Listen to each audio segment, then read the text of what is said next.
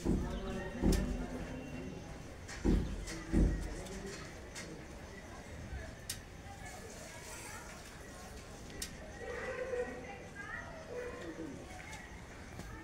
तो खुला हुई है।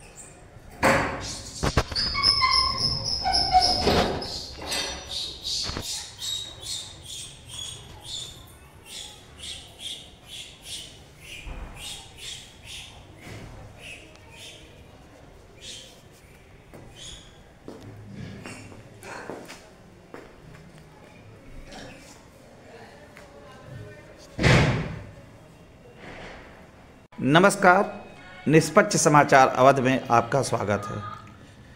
चाचा जी, ये बताइए कि अयोध्या जैसे ऐसा स्थान जहाँ पे प्रभु श्री राम का जन्म हुआ और उसके बाद नगर में मात्र चित्रकूट मंदिर हैदरगंज में, जो कि मैं आज यहाँ पे हूँ, और जो कि एक चित्रांश बंधुओं के लिए भी काफ़ी सौभाग्यशाली की बात है कि आज कुछ ही दिनों में, क्या अब तो लगभग पूरा तैयार हो चुका है चित्रकूट मंदिर। तो इसमें ये बताइए, इसकी स्थापना कब हुई थी? नमस्कार, आपका बहुत बहुत धन्यवाद। जब हम लोग पढ़ते थे 1977 में ये भूमिका बनी, जब हम लोग सारे लोग जाते थे, काफ़ी वहाँ धर्महरी मंदिर अयोध्या धाम में जाते थे, तो वहाँ काफ़ी स्थान कम होने की वजह से शहर के लोग नहीं जा पाते थे। कुछ सब लोगों ने बैठ करके विचार किया कि यहाँ हैदरगंज में एक श्री चित्रगुप्त मंदिर की स्थापना की जाए।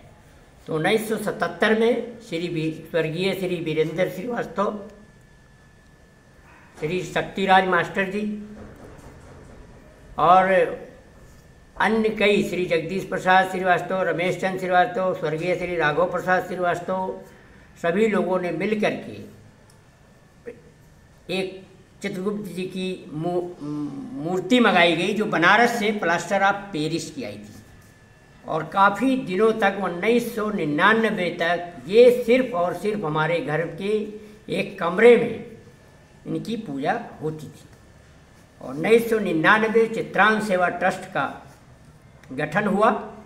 श्रीमती माधुरी श्रीवास्तव जी ने ये ज़मीन उपलब्ध कराया जहाँ पर हम बैठे हैं, और एक छोटा सा मंदिर जो आपको दिखाई पड़ रहा है, इस मंदिर की जो स्थापना हुई 2003 23 जनवरी 2003 को इसकी प्राण प्रतिष्ठा की इस चित्रगुप्त मंदिर की स्थापना की गई। तब से लगातार थोड़ा थोड़ा प्रयास चलता रहा और यहाँ तक लाने में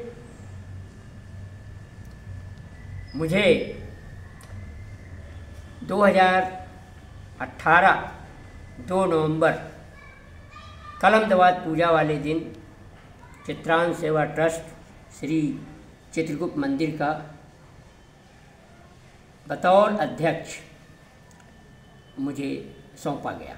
अच्छा, ये बताइए चाचा जी कि इसकी प्राण प्रतिष्ठा कब और किसने किया हुआ था? शिलान्यास कब हुआ था? शिलान्यास इसका 23 जनवरी 2003 को स्वर्गीय श्री राघव प्रसाद जी की अध्यक्षता में की गई। बंद कर देते हैं। हाँ, नहीं। अच्छा, एक चीज़ और बताइए आप कि मैं आप लोगों में अपनी बात बता रहा हूँ, मैं यही का रहने वाला भी हूँ। तो जो चीज़ इधर 2 चीज़ आपके कार्यकाल में मैंने देखा कि जब से आप आए अध्यक्ष बने बतौर चित्रांश सेवा ट्रस्ट के, तब से जो है आपने काफ़ी, अब आज इतनी तेज़ी से मंदिर का स्वरूप मिला, जल्दी से मंदिर बन गया, उसके बाद मूर्ति आ गई चित्रगुप्त महाराज की। इधर पहले बारिश में लोग बैठते थे, आज उनके लिए छत मिल गया। एक आप पुजारी जी के कमरा हो गया, आपके लिए कमरा हो गया, हैंडपंप लग गया।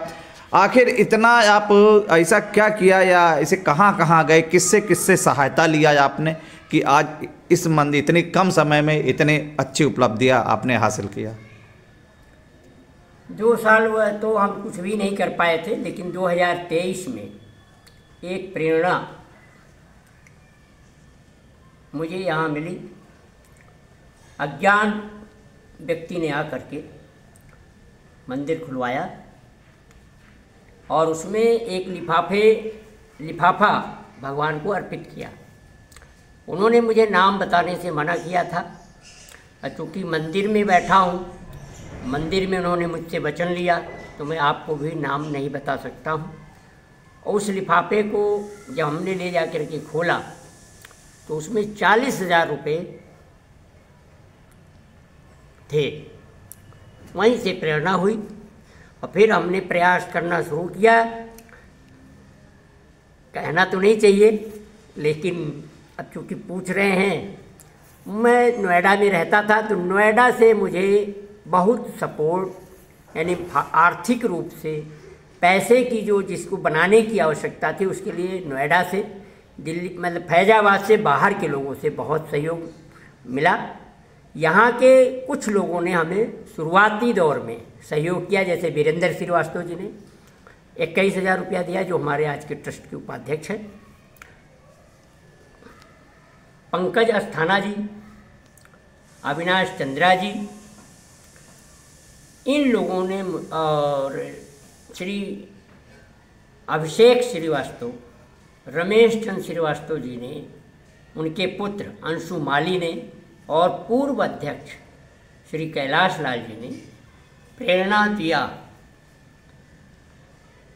पैसा एकत्रित करने में सहयोग किया और जब इसकी छत पड़ रही थी उस समय हमको काफ़ी परेशानियों का सामना हुआ। तो हमारे बहुत से क्योंकि मैं राष्ट्रीय कायद विचार फाउंडेशन में कार्य करता हूँ, राष्ट्रीय कोषाध्यक्ष भी हूँ उसमें, तो उस स्तर पर पूरे हिंदुस्तान के लोगों से हमने निवेदन किया और वहाँ से मंदिर के लिए पैसे आए। और जब यहाँ ये ढांचा बन गया तो उसके बाद फैजाबाद के लोगों ने हमको सहयोग करना शुरू किया। फिर उसके बाद अब तो लगातार सहयोग मिल रहा है। अयोध्या क्षेत्र के चित्रांश बंधुओं का प्रेम मिल रहा है, उनके स्नेह और जो उन्होंने हमारा उत्साहवर्धन किया, उसकी वजह से मैं ये कार्य कराने में सफल हो पाया हूँ। ये सिर्फ और सिर्फ मेरा केवल इतना है कि मैं सिर्फ झोली फैला के सबके पास जाता था। कृपा भगवान श्री चित्रगुप्त जी की है कि सबको उन्होंने प्रेरित किया और जिसके कारण ये प्रांगण, ये हाल, ऑफिस का कार्यालय और भगवान भोलेनाथ छोटे मंदिर में रहते थे, उनकी प्राण प्रतिष्ठा जो आज भव्य बन गया है, ऋण मुक्तेश्वर महादेव के नाम से उसकी प्राण प्रतिष्ठा 2024 में की गई भोलेनाथ का। और तब से लगातार अभी कार्य तो बहुत कुछ है इसमें, अभी सफ़ेदी का बाकी है, वायरिंग का बाकी है, अन्य कई चीज़ें हैं। आज भी एक सज्जन ने ये लेटरिन बाथरूम बनाया गया, जिसके लिए ग्वालियर से एक सज्जन ने हमको, श्री गोपाल सहाय जी ने 15,000 रुपये का अनुदान दिया वाजपेयी। अच्छा चाचा, एक चीज़ ये बताइए, ये काफ़ी अभी इधर जो है कमिश्नर साहब, मतलब आयुक्त साहब, क्या गवर्नमेंट ने भी इसको अंडरटेकिंग किया हुआ पर? हाँ, बहुत अच्छा सवाल आपने किया, बहुत बढ़िया। पिछले हम जब से हम इसमें कार्यरत हुए 1 वर्ष से लगातार मैं ये प्रयास में था कि इसका कहीं नगर पालिका में या कहीं भी सरकारी नगर निगम में इसका, इस मंदिर का कहीं जिक्र नहीं था, कहीं नामो निशान नहीं था। तो हमारे एक मित्र पर्यटन मंत्रालय में हैं, आज भी है वो, उन्होंने हमको बताया कि पर्यटन मंत्रालय उत्तर प्रदेश के तमाम मंदिरों को सहयोग प्रदान कर रहा है, तो आप जो है इसमें कार्यवाही शुरू कीजिए। तो हमने उसने पत्राचार शुरू किया और माननीय सांसद श्री लल्लू सिंह जी से, एक पूर्व सांसद लल्लू सिंह जी से एक पत्र लिखवाया। उसके द्वारा पर्यटन मंत्रालय ने इस मंदिर प्रांगण का सर्वे किया और अब उसका पैसा भी सैंक्शन कर दिया है।